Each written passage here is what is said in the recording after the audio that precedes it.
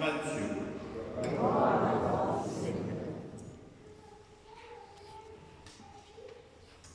En ce temps-là, voyant les foules, Jésus fut saisi de compassion envers elles, parce qu'elles étaient désemparées et abattues comme des brebis sans berger.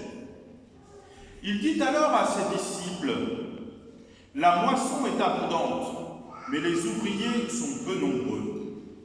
Priez donc le maître de la moisson d'envoyer des ouvriers pour sa moisson. » Alors, Jésus appela ses 12 disciples et leur donna le pouvoir d'expulser les esprits impurs, de guérir toute maladie et toute infirmité. Voici les noms des 12 apôtres. Le premier, Simon, nommé Pierre, André son frère, Jacques, fils de Zébédée, et Jean son frère, Philippe et Barthélemy, Thomas et Matthieu le publicain, Jacques, fils d'Alphée, et Thaddée, Simon le zélote, et Judas l'Iscariote, celui-là même qui le livra. Ces 12, Jésus les envoya en mission, avec les instructions suivantes.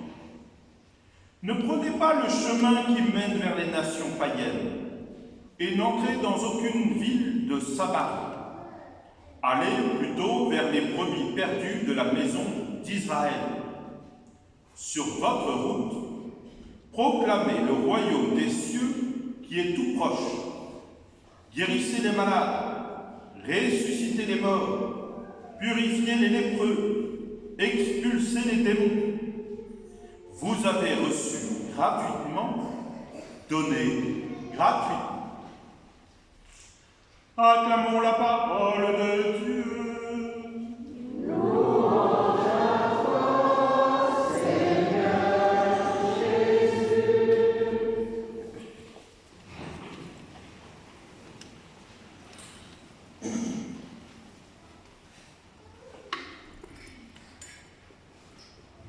Hier après-midi, on avait la rencontre avec les groupes des catéchumènes.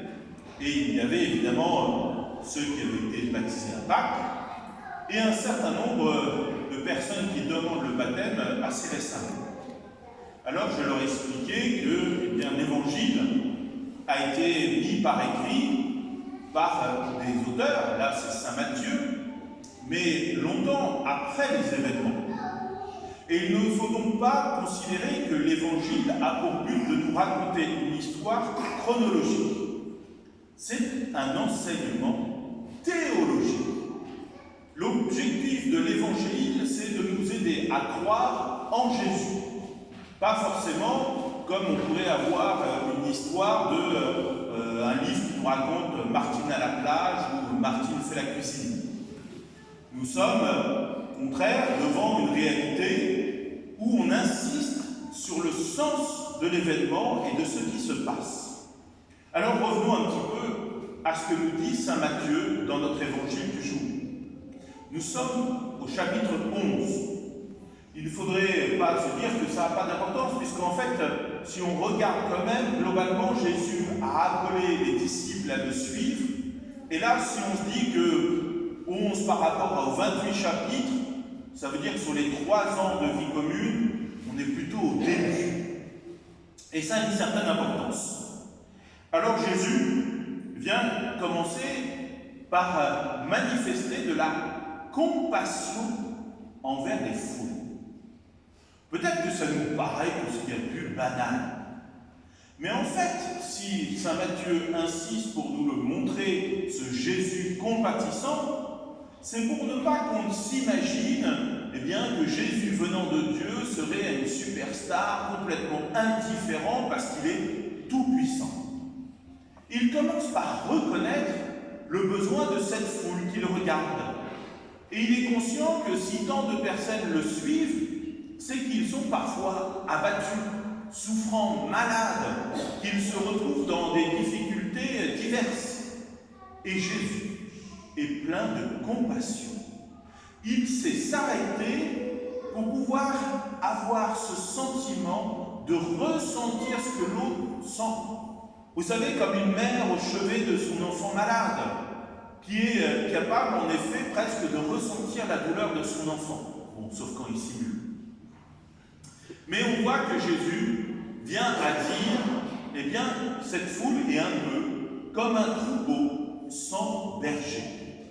Et pourtant, dans l'Ancien Testament, on a eu quelques figures qui nous ont montré que Dieu a envoyé des bergers.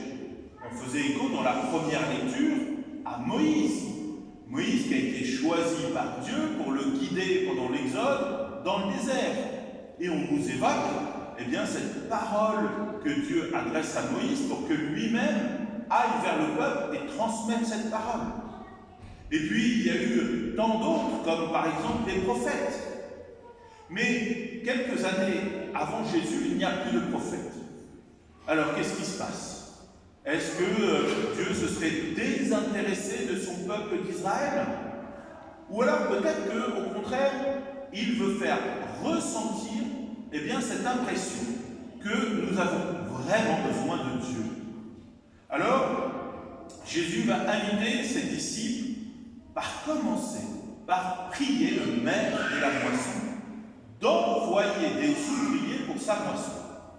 C'est-à-dire, il semblerait que si nous continuons une nouvelle métaphore, ben là, le peuple n'est plus un troupeau, mais il serait un champ à moissonner. Et le champ a beau être magnifique, splendide, s'il n'y a personne qui vient passer la faucille ou le tracteur, eh bien, le champ va être perdu. Alors le Christ demande aux disciples de prier Dieu.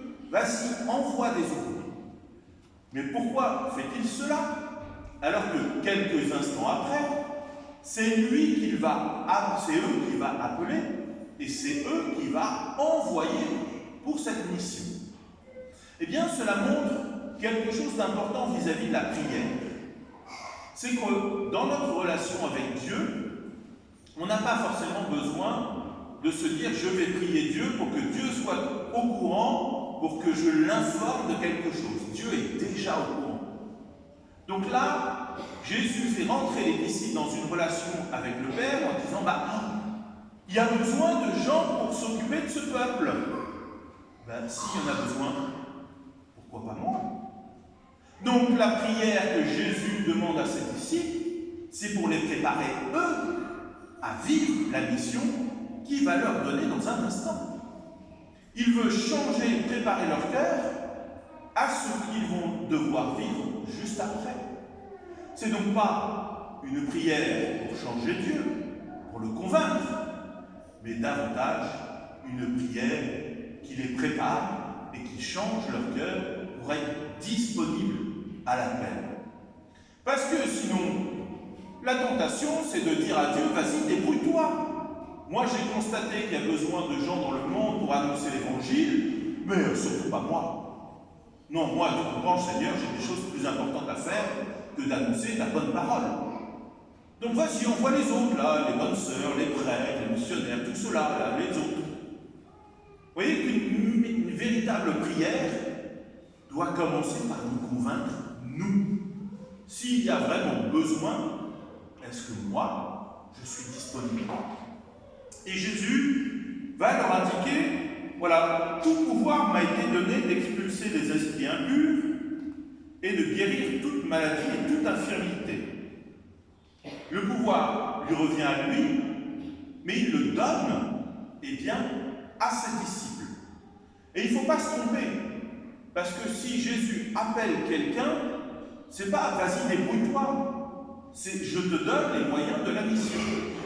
Donc si tu acceptes de relever le défi, eh bien derrière, tu vas pouvoir sentir que Dieu te donne les outils, le courage, la pertinence. Fais-lui confiance. Tout vient de Jésus. Tu n'y arriveras pas tout seul. Et particulièrement quand on voit la mission qui est donnée. Expulser les esprits impurs, guérir les maladies et toute infirmité. Et on entend plus tard, quand juste Jésus les a envoyés, même de ressusciter les morts. Soyons clairs, personne n'est capable de faire ça. Alors quand on entend Jésus qui nous dit « Allez-y, faites-le », oh là, par où commencer? Qu'est-ce qu'il faut que je fasse? Est-ce qu'il faut que je possède des pouvoirs magiques? Non. Le Christ va nommer ses disciples. Cela fait déjà quelque temps qu'il vit avec eux, il les connaît. Il connaît leurs incapacités, leur mauvais caractère, peut-être même leur manque de connaissances de théologie. Et pourtant, s'il les a appelés eux, c'est qu'il sait qu'ils sont disponibles. Ils ont accepté de tout quitter pour le suivre. Et donc maintenant, à travers cette connaissance personnelle, ils vont faire confiance à Jésus. Si tu nous le demandes, on y va. Et on n'a pas peur. Ça va peut-être nous surprendre. La première fois qu'ils ont compris pour la guérison de quelqu'un, comment ça va se passer? Est-ce qu'on doit d'abord être sûr avant de pouvoir prononcer les paroles, ou au contraire, on doit pouvoir se dire « Seigneur, je ne sais pas faire, donc si tu le veux, guéris cette personne. » On voit que pour les disciples, ce moment est un tournant dans leur vie. Jésus n'a pas attendu sa résurrection pour les envoyer. Il a déjà fait cette première expérience avec eux, très vite, pour les mettre déjà en situation de dire « Cette foule, elle a besoin de nombreux ouvriers. Si c'est Jésus qui doit tout faire, eh bien il va être à un endroit, il ne va plus pouvoir bouger, les malades, les gens, tout le monde va devoir venir à lui. Alors que si Dieu choisit des ouvriers pour sa moisson, c'est pour démultiplier l'action du Christ.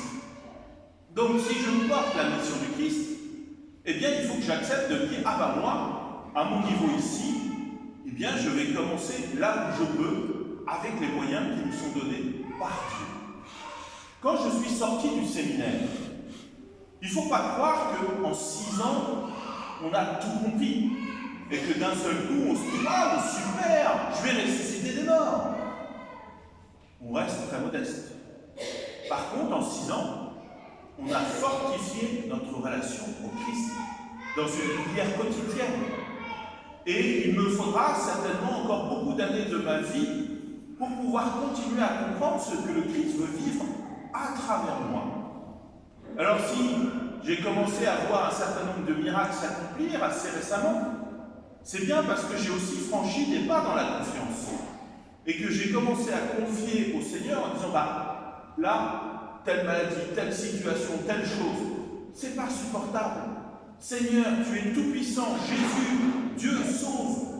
Vas-y, agis à travers moi. » Et quand je commence à comprendre à quel point Dieu est tout-puissant, alors je ne mets plus de barrière par mes questions, par mes débats personnels en me disant « Mais non, ça Dieu ne peut pas faire, ça il n'a pas envie. » Je ne veux pas être un obstacle à la grâce de Dieu. Et notre problème, c'est qu'aujourd'hui, cet évangile, il est proclamé pour nous tous. Et pas pour un certain nombre d'experts qui encore aujourd'hui auraient la prétention de se dire « C'est par nous et seulement nous que Dieu agit. » Priez. Priez le maître de la moisson. Pour que dans notre communauté, dans notre monde, là où on est, Dieu nous prépare à cette mission. C'est vraiment quelque chose de l'ordre du vocationnel. On ne va pas se dire les vocations, c'est uniquement une élite. Tous nous sommes appelés par Dieu, pas de la même manière, mais à travers ce que je vis, Dieu peut passer à travers moi. Je peux être le signe de sa grâce par ma prière, par ma gentillesse, par ma capacité à aller vers les autres, à prier pour eux, peut-être même à les soulager, même à faire preuve d'une certaine forme de persévérance pour demander une guérison. Oui, le Seigneur passe à travers nous. Si nous considérons qu'aujourd'hui encore, nous avons comme le Christ une compassion pour ce monde immense qui a tant besoin de bergers. Amen.